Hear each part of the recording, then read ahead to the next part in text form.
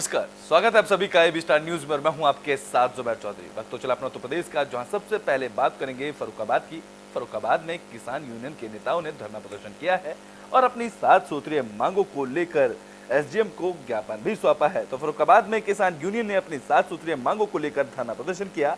इस दौरान किसान यूनियन के सैकड़ों कार्यकर्ताओं ने किसान की विभिन्न समस्याओं को लेकर 7 सूत्रीय मांगों को लेकर मुख्यमंत्री के नाम संबोधित ज्ञापन एसडीएम को सौंपा। बता दें कि यह सारा मामला अमृतपुर तहसील क्षेत्र के राजेपुर का है, जहां किसान यूनियन के नेताओं ने गंगा किनारे तटबंध बनवाने की मांग के साथ एक्सप्रेसवे को फर्रुखाबाद से जोड़ने जैसी समस्याओं को लेकर प्रदर्शन किया और इसको लेकर ज्ञापन सौंपा। इसमें हमारे धरने में 11 मांगे थी। मुख्य था बंदा बनने के लिए किसानों का। उस पर हमारे एई साहब और एसडीएम महोदय जी के समझ जो लिखित पत्र में दिया गया है, समय दिया गया है कि नवंबर तक हम इस बंदे को भिजवा देंगे, बनवा देंगे, और नहीं अगर बनेगा बंदा तो हम नवंबर के बाद इन्हीं के आफत में इनको बंद करके। तो ब्रिटेन में बात रामपुर की कर लेते हैं, जहां किसान यूनियन ने नेता के बिगड़ते बोल नजर आए हैं। इस दौरान उन्होंने प्रधानमंत्री को लेकर विवादित बयान दिया, जिसको लेकर बीजेपी नेता ने उनके खिलाफ एफआईआर दर्ज कराई है। तो रामपुर में भारतीय किसान यूनियन टिकैत के प्रदेश सचिव हासिब अहमद ने विवादित बयान दिया, जहां उन्होंने प्रधानमंत्री पर अपशब्द और अशोभनीय टिप्पणी की, जिसको लेकर बीजेपी नेता फशाहत अली खान सानू ने भारतीय किसान यूनियन टिकैत के प्रदेश सचिव हासिब अहमद पर कोतवाली सिविल लाइंस में मुकदमा दर्ज कराया है। दरअसल बीती 1 अगस्त को जिला कलेक्ट्रेट में भारतीय किसान यूनियन के प्रदेश सचिव और उनके साथियों का धरना प्रदर्शन चल रहा था। उसी धरने प्रदर्शन में प्रदेश सचिव हासिब अहमद ने किसानों को संबोधित करते हुए देश के प्रधानमंत्री पर काफी अपशब्द और अशोभनीय टिप्पणियां की थी, जिस पर बीजेपी नेता फशाहत अली खान सानू ने इस अभद्र टिप्पणी को लेकर कोतवाली सिविल लाइन में एक तहरीर दी है और तहरीर के आधार पर पुलिस ने मामला दर्ज कर जांच शुरू की। जो हमारे हिंदुस्तान की आन बान शान है और जिनकी वजह से हिंदुस्तान का नाम पूरे दुनिया में हुआ है, उनके खिलाफ एक तथाकथित किसान नेता ने अभद्र टिप्पणियाँ की हैं, अमर्यादित टिप्पणियाँ की हैं। उनके खिलाफ मुकदमा लिखा जाए और कानूनी कार्रवाई हो। इसलिए हमने सिविल लाइन थाने में तहरीर दी और हमें उम्मीद है कि कानूनी कार्रवाई होगी। प्रधानमंत्री मोदी जी के खिलाफ टिप्पणी करना ऐसा है जैसे हिंदुस्तान के खिलाफ टिप्पणी करना, भारत के खिलाफ टिप्पणी करना। मैं ही नहीं, हर अल्पसंख्यक की और हर मुसलमान की भावनाएं आहत हैं। मैं समझता हूं कि बहुत सख्त कार्रवाई मेरे भी संज्ञान में आया है कि तो कुछ लोगों ने एप्लीकेशन दी है। उन्होंने माननीय प्रधानमंत्री भारत पर उन्होंने ऐसी बातें कही हैं कुछ कि जो नहीं कहना चाहिए था उनको। प्रधानमंत्री सबके हैं, बड़ा मर्यादित पद है, उनका भी अपना एक पद मर्यादित है, वो भी अध्यक्ष हैं, उनको तो बिल्कुल नहीं करना चाहिए इस तरह से। तो जो नियम कानून की परिधि में होगा वो कार्रवाई की जाएगी। कानून अपना काम करेगा, उसमें साक्ष्य एकत्रित किए जाएंगे, उनका भी पक्ष लिया जाएगा और जो भी डॉक्यूमेंट्री एविडेंस होगी और जो। तो ब्रिटेन में बात मथुरा की कर लेते हैं, जहां कैबिनेट मंत्री लक्ष्मी नारायण मथुरा पहुंचे। इस दौरान उन्होंने पुलिस प्रशासन की व्यवस्थाओं का जायजा लिया है। तो उत्तर प्रदेश सरकार में कैबिनेट मंत्री और छाता क्षेत्र के विधायक चौधरी लक्ष्मी नारायण ने हरियाणा, राजस्थान, यूपी से सीमावर्ती क्षेत्र और अपने विधानसभा क्षेत्र के गांव गड़ी बराबरी से होकर निकल रही ब्रज 84 कोस की यात्रा पर कर रहे पवित्र यात्रियों से मुलाकात कर उनका हालचाल जाना। वहीं इस मौके पर वो बलदेवपुरी आश्रम भी पहुंचे, जहां मौजूद ग्रामवासी और साधु संतों से आशीर्वाद लेकर पुलिस प्रशासन की व्यवस्थाओं की जानकारी उन्होंने ली। राजस्थान का और उत्तर प्रदेश, तीनों प्रदेशों का बॉर्डर है। ये एक बड़ी सेंसिटिव जगह है। 1947 का हिंदू मुस्लिम दंगा भी इसी जगह से प्रारंभ हुआ था। सन 2000 का दंगा भी इसी जगह से प्रारंभ हुआ। ब्रज 84 कोस की परिक्रमा चल रही है। यहाँ साधु संत, दानदाता। तो ब्रिटेन में बात कर लेते हैं कन्नौज की, जहां दरोगा पर बदमाशों ने गोली मारी, जिसके बाद इलाज के दौरान दरोगा की मौत हो गई। जिसके बाद उनके पैतृक गांव में उनका शव पहुंचा, जहां उनकी अंतिम विदाई में जन सैलाब उमड़ा। तो फिरोजाबाद में बदमाशों ने दरोगा को गोली मार दी, जिसके बाद उनकी मौत हो गई। बता दें कि थाना आराव क्षेत्र में तैनात दरोगा दिनेश मिश्रा जी जो जांच के लिए गए थे, लेकिन लौटते समय अज्ञात बदमाशों ने उनको गोली मार दी, जिसके बाद सरकारी ट्रामा सेंटर में उन्हें भर्ती कराया गया, जहां इलाज के दौरान उनकी मौत हो गई। बदमाशों ने दरोगा दिनेश मिश्रा को पेगू रोड पर गोली मारी और घटना को अंजाम देकर मौके से फरार हो गए। जानकारी के मुताबिक कन्नौज के थाना इंदरगढ़ के गांव सादतपुर निवासी दिनेश मिश्रा अराव थाना में उप निरीक्षक पद पर तैनात थे, जहां गुरुवार की शाम को बाइक पर सवार होकर एक ग्रामीण युवक के साथ अराव मेनपुरी मार्ग स्थित गांव में जांच करने गए थे। जांच करके वापस लौटते दौरान चंदपुरा पीथेपुर के बीच में अज्ञात बाइक सवार बदमाशों ने दरोगा को गोली मार दी, जिसके बाद बदमाशों की गोली का शिकार हुए दरोगा का अपार्थिव शरीर शुक्रवार को उनके गांव पहुंचा, जहां शव देखते ही परिजनों में कोहराम मच गया। इस दौरान राजकीय सम्मान के साथ सब इंस्पेक्टर का अंतिम संस्कार किया गया, जहां उन्हें गार्ड ऑफ ऑनर देकर शहीद दरोगा को अंतिम विदाई की। इस दौरान तीरवा विधायक कैलाश राजपूत समेत बड़ी संख्या में वहां आसपास के लोग मौजूद रहे।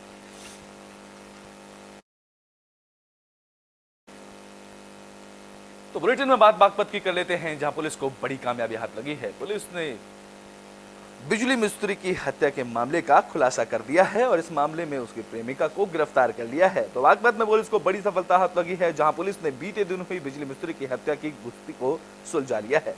बता दें कि बिजली मिस्त्री की हत्या के आरोप में पुलिस ने उसकी प्रेमिका को गिरफ्तार किया है।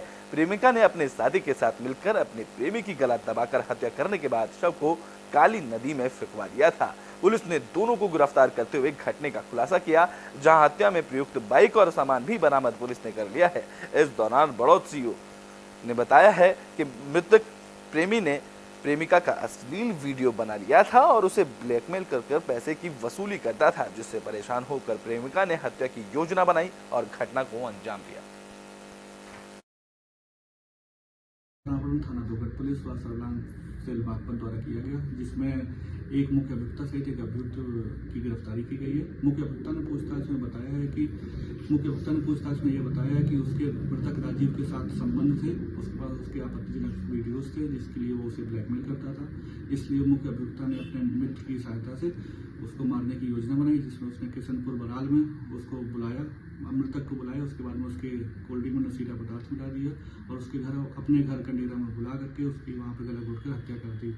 सबको छिपाने के उद्देश्य से उन्होंने नदी में उसको फेंक दिया। सबको बरामद कर लिया गया है। अगली वैधानिक कार्रवाई की जाएगी। तो बुलेटिन में बात झांसी के गरोठा की कर लेते हैं, जहां खनन माफिया बेखौफी से खनन करते नजर आ रहे हैं और जिससे ग्रामीणों को भी परेशानियों का सामना करना पड़ रहा है। तो झांसी के खनन माफिया यहां के ग्रामीणों के लिए खतरा बनते जा रहे हैं। आलम यह है कि अवैध खनन और ब्लास्टिंग के चलते गरोठा तहसील के 1 दर्जन से ज्यादा गांव के लोग दहशत में जीने को मजबूर हो गए हैं। बता दें कि अवैध खनन माफिया ब्लास्टिंग करने वाले कारोबारी अधिक मात्रा में विस्फोटक सामग्री का उपयोग कर जिला प्रशासन और खनन विभाग के आदेशों की धज्जियां उड़ा रहे हैं और खुलेआम हो रही इस अवैध ब्लास्टिंग के पत्थरों से बेजुबान जानवर तो मर ही रहे हैं, साथ ही गांव के लोग भी दहशत में जीने को मजबूर हो गए हैं। समस्या है कि पत्थर आते हैं हमारे घरे। हाँ। तो बूढ़े आदमी हैं हम। हाँ। भगनी पौटट्टी खा से धमकी देत के न कना उतार के काकू तुम भगो के ना भगो। कहाँ से आते पत्थर? माँ से आओ तुम की अब हमें खदान को नाव नहीं आ रहा। समस्या है कि पत्थर आते हैं हमारे घरे। हाँ। तो बूढ़े आदमी हैं हम। हाँ। भगनी पौटट्टी खा से धमकी देत के न कना उतार के काकू तुम भगो के ना भगो। कहाँ से आते पत्थर? माँ से आओ तुम की अब हमें खदान को नाव नहीं आ रहा। तो बुलेटिन में बात बागपत की कर लेते हैं, जहां पारिवारिक रंजिश के चलते हत्या का मामला सामने आया है। तो बागपत में पारिवारिक रंजिश के चलते हत्या का मामला सामने आया है। ताजा मामला बड़ौद कोतवाली क्षेत्र के जोन माना का है, जहां रंजिश के चलते भतीजे ने अपने चाचा की तमंचे की बट से मारकर हत्या कर दी। हत्या के बाद भतीजा मौके से फरार हो गया। इस दौरान सूचना पर पहुंची पुलिस ने मृतक के शव को पोस्टमार्टम के लिए भेजा और आरोपी की तलाश में जुट गई। बता दें कि पुलिस ने हत्यारे अंकुर को गिरफ्तार करने के लिए टीम गठित कर संभावित इलाकों में दबिश दी। तो वहीं घटना को लेकर पूरे गांव में हड़कंप मचा हुआ है।